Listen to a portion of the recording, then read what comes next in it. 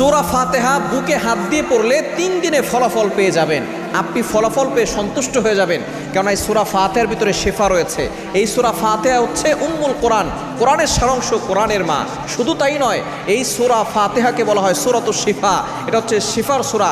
আপনি যদি অসুস্থ থাকেন, কঠিন বড় বিপদে পড়ে গেছেন, আপনি জটিল কঠিন রোগে আক্রান্ত হয়ে পড়েছেন, কোনোভাবেই আপনি সুস্থ হচ্ছেন না, এই সূরা ফাতিহার আপনি আমল করতে পারেন, কারণ সূরা ফাতিহার ভিতরে শিফা রয়েছে। হযরত আবু সাঈদ খুদরি রাদিয়াল্লাহু তাআলা আনহু একবার তাকে কমান্ডার বানিয়ে নবীজি সাল্লাল্লাহু আলাইহি সাল্লাম যুদ্ধের ময়দানে পাঠালেন।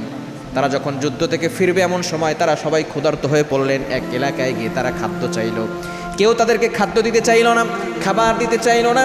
তারা যখন সেখান থেকে চলে আসতে লাগলো, ওই এলাকার সর্দারকে সাপে দংশন করলো।